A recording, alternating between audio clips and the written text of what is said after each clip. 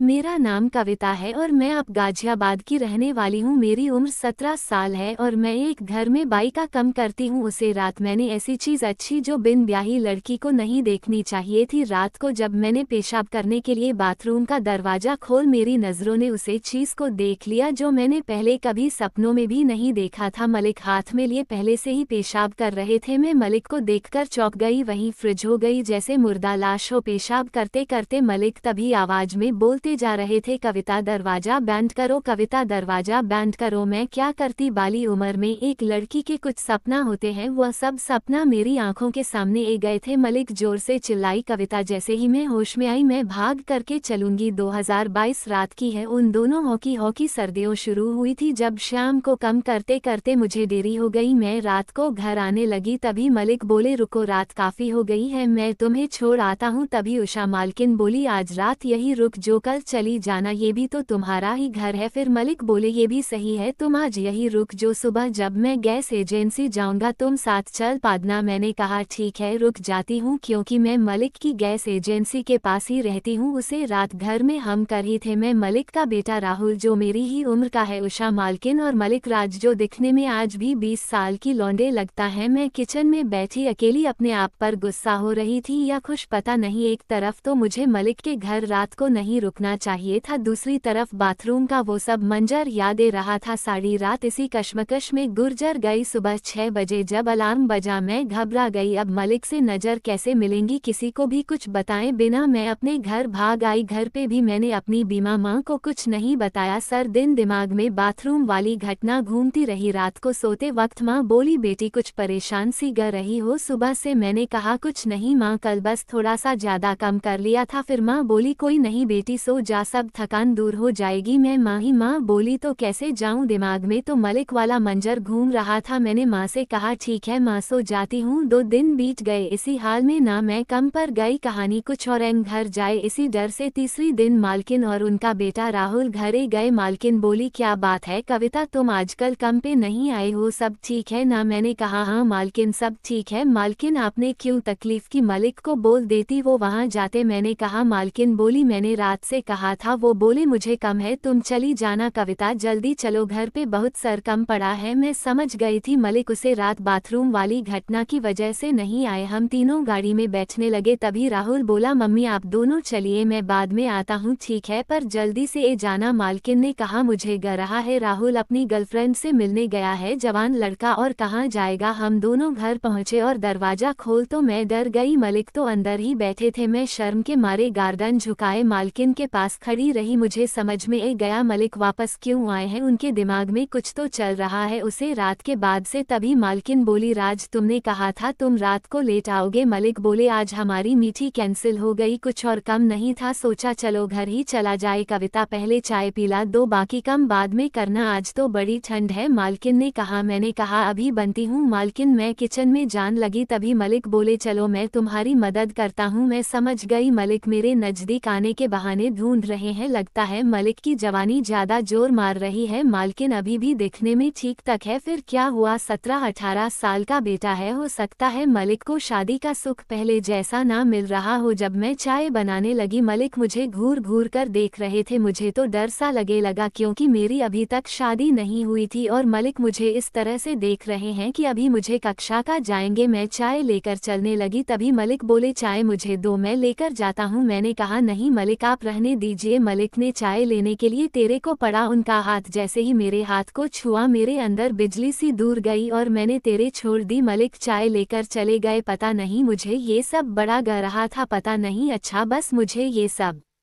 समझ में आ रहा था। डर तो बस ये था, क्या शादी से पहले ये सब ठीक होता है। मैंने घर का सरकम फटाफट पूरा किया। जब जलने लगी तभी मलिक अचानक से सामने आ गए। मैं उनसे टकराने वाली ही थी, बैठ गई। भगवान की दया से जाते जाते रास्ते में मुझे राहुल मिल गया जो अपनी गर्लफ्रेंड से मिलकर आ रहा था। वह बोला, क्या बात दीदी आज आप जल्दी जा रही हो? मैंने बहन बनाते हुए कहा, माँ की तबीयत थोड़ी ठीक नहीं है, ये सब छोड़ो, आज उसने क्या खिलाया तुम्हें? राहुल बोला, आज मैंने उससे एक ड्रेस गिफ्ट कि उसने मुझे किस भी किया। फिर मैं घर चली आई। घर में बैठे बैठे मेरा दिल जोर से धड़कने लगा। मलिक की सब हरकतें याद आ रही थी। सोने लगी कि क्या करूं, माँ को ये बात बताऊं कि नहीं बताऊं, या फिर नौकरी छोड़ डन ये ठीक रहेगा, नौकरी छोड़ देती हूँ। अगले दिन जब मैं नौकरी छोड़ने की बोलने जान लगी, मुझे ख्याल आया क्यों ना नए कपड़े पहन के जाती हूँ। जैसे ही वहाँ पहुँचे मलिक दरवाजे पर ही खड़े थे। कल रंग की शर्ट पहने हुए थे, शायद गैस एजेंसी जान के लिए, और मैं पीले रंग का फ्रॉक पहन के गई थी जो काफी शॉर्ट था। मलिक मुझे गहरी नजरों से निहार रहे थे। फिर मुझे बोले कि कविता ये सब क्या है। मैं कुछ बोलने वाली थी तभी मलिक ने आवाज लगे, उषा जल्दी बाहर आओ। मालकिन भाग कर आई, बोली क्या हुआ, तुम बोल रही थी ना शाम को मेरे लिए कोई गिफ्ट लेकर आना, ये रहा तुम्हारा गिफ्ट। मलिक बोले मुझे कुछ नहीं समझ आ रहा था। माल मुझे देखकर चौंक गई और बोली कविता ये तुम हो। मैंने कहा जी मालकिन, इस ड्रेस में कितनी अच्छी ग रही हो, आज के बाद ऐसे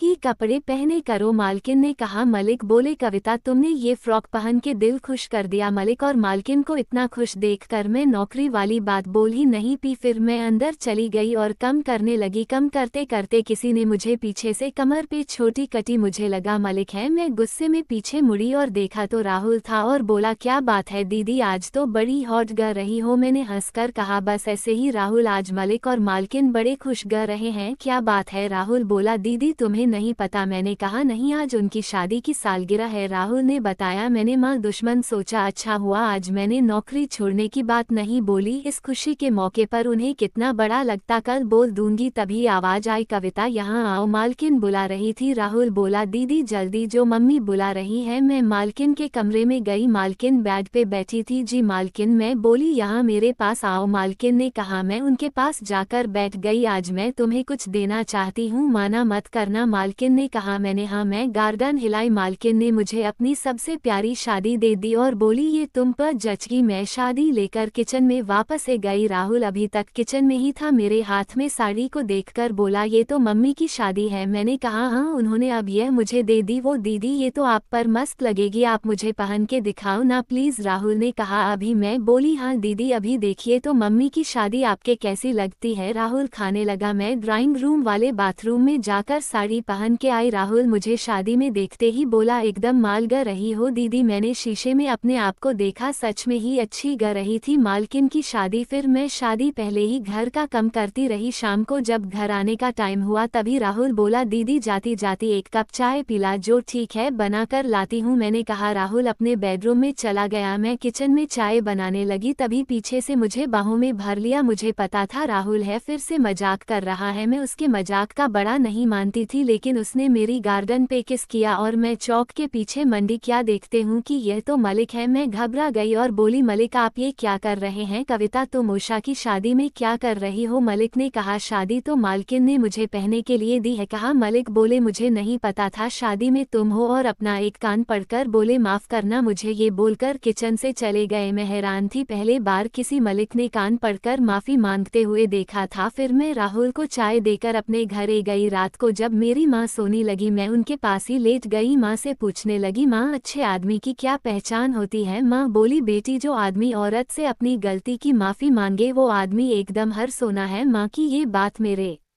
दिल पे जाकर लगी और मैं मलिक के ख्यालों में कौन लगी। एक औरत का कैसा पति होना चाहिए वो सब मुझे मलिक में नजर आने लगा था। अब मैं दिल ही दिल में मलिक को चने लगी। मलिक की ख्यालों में आधी रात गुजर गई। फिर मैंने फैसला किया अब मैं अपना तन मन सब मलिक को सौंप दूंगी। जब मैं अगले दिन मलिक के घर पहुंची तो क्या देखते हूँ कुछ लोग घर में हल्ला कर रहे थे। मुझे कुछ समझ में नहीं आया ये क्या हो रहा था। पूरा शांत हुआ तब समझ में आया वो सब लोग राहुल के लिए आए हुए हैं। राहुल की गर्लफ्रेंड का आप और उसके रिश्तेदार है। लड़की के घर पे पता चल गया कि राहुल का उनकी लड़की के साथ चक्कर चल रहा है, इसलिए वो सब राहुल को धमकाने के लिए यहाँ आए हुए हैं। मलिक ने लड़की के आप को समझाया कि बच्चे हैं, गलती हो जाती है। आपकी लड़की हमारे लड़के को पसंद करती है और हमारा लड़का आपकी लड़की को पसंद करता है, ये तो अच्छी बात है। भगवान का दिया, हमारे पास सब कुछ है, आप देख ही रहे हैं, क्यों ना हम इन दोनों की शादी करवा दे। क्या कहते हैं आप। ये बात सुनते ही मलिक और कुछ नहीं बोली। लड़की के आप ने कहा कहा ठीक है, एक हफ्ते बाद दोनों की सगाई कर देते हैं। मलिक भी मान गए, दोनों गले मिले। फिर लड़की का आप और उसके रिश्तेदार सब चले गए। उनके जान के बाद उषा मालकिन राहुल को पीटने लगी। मलिक बोले ये क्या कर रही हो? मालकिन बोली इसे ऐसे घटिया खानदान की ही लड़की मिली, अब सब ठीक हो तो गया। उन्होंने भी गुस्सा थूक दिया, तुम भी थूक दो, मलिक ने कहा। मालकिन बोली ना ना, लड़का लड़की के मिलने पे ये हंगामा किया है, कल को शादी के बाद लड़की के साथ कुछ हो गया ये तो पता नहीं क्या क्या करेंगे। मैं और राहुल सब चुपचाप सुन रहे थे। मालकिन बोली अब सगाई नहीं, सीधी शादी करूंगी इसकी, 2 दिन में नई लड़की ढूंढ के। मलिक बोले खड़े, लड़की कहाँ से लाओगी, वो तुम मुझमें पर छोड़ दो। मालकिन ने कहा कविता, शादी तक घर की कोई भी बात बाहर नहीं जानी चाहिए। मैंने कहा ठीक है मालकिन ने अपनी एक फ्रेंड को फोन लगाया, अपनी फ्रेंड से बोली कि का मुझे तुझे अभी मिलन है। वो बोली आज घर पे ही हूँ। मलिक और कर लेकर गई। हम तीनों सर दिन घर पे ये सोचते रहे अब क्या होगा कैसे होगा, हमारी जान है कि पड़ी थी और मालकिन का इंतजार करते रहे। देर रात को मालकिन घर पर आई। मालकिन बोली हम कल ही राहुल की शादी करेंगे। ये सुनते ही हमारी जान में जान आए। हम अगले ही दिन निहारिका मैडम के घर गए। घर में 8-10 लोग थे और एक लड़की सूट सलवार में बैठी थी, उसका नाम ईशु था। राहुल की शादी यीशु के साथ हो गई। हम लड़का लड़की को लेकर वापस मलिक के घरे गए। शाम को जब मैं अपने घर आने लगी तभी मालकिन ने मुझे 5,000 रुपए दिए। मैं पैसे लेकर अपने घरे गई। दोस्तों इसे ही नसीब कहते हैं। दोस्तों आपको ये कहानी कैसी लगी मुझे कमेंट करके जरूर बताएं। वीडियो को लाइक करें और सब्सक्राइब करें ताकि आने वाली वीडियो का नोटिफिकेशन आपको सबसे पहले मिले। धन्यवाद।